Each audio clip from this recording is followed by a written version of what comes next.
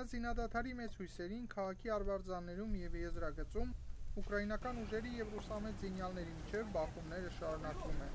Սակայն Առափնյա պահակազորի ծովակալ Միկոլա Ժիբարևը վստահաբար պնդում է, որ քաղաքը իրենք կպահեն։ Ուկրաինացի ժողովուրդը, ընկերները և եղբայրները պետք է համոզված լինեն, որ մենք կիրականացնենք մեր առաքելությունը և չենք նահանջի մեր հողից։ Մենք մեր հողն ենք պաշտպանում, ասում է նա։ Служим на своей земле, и мы ее защищаем. Ապստամբները օգոստոսին հրթիռով խորտակել էին Առափնյա պահակազորի մի քանի նավակներից մեկը, սպանելով 2 և վիրավորելով մի քանի պահակազորային։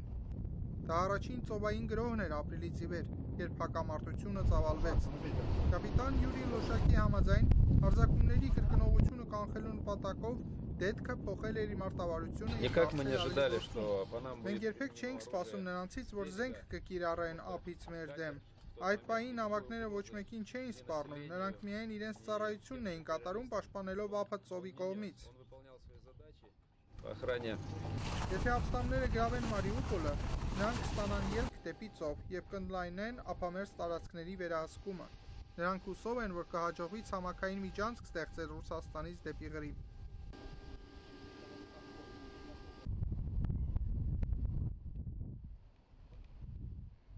Մենք անընդհատ նոր նավակների կարիք ունենք, սակայն մենք ունենք այն, ինչ առկա է։ Բոլոր նավակները գործում են անխափան, ասում է կապիտան Լոշակը։ Ըստ ծովակալի, կառավարությունը Կիևում ապահովում է նրանց բոլոր անհրաժեշտ մենք բազմաթիվ մարտակառումներ ենք ստացել տեխնիկական, վառելիքաքսուկային, ինչպես նաև պահակազորի թարմ ուժեր և փոխարինում, ասում է նա։ Արևմտյան երկրները օգնում են մատակարարելով հանդերձանք, ինչպես օրինակ այս զրահաբաճկոնը Կանադայից։ ԱՄՆ Առափնյա պահակազորը սպասում է, որ կտրամադրի մի քանի արագընթաց նավակներ սեպտեմբերի վերջին։ Սակայն, չնայած ծովակալի համոզվածությանը, շատերը անհանգստացած են, որ Մարիուպոլը կարող է անցնել ապստամբների վերահսկողության տակ։ Տիգրան Մարտիրոսյան, Ամերիկայի ձայն, Վաշինգտոնից։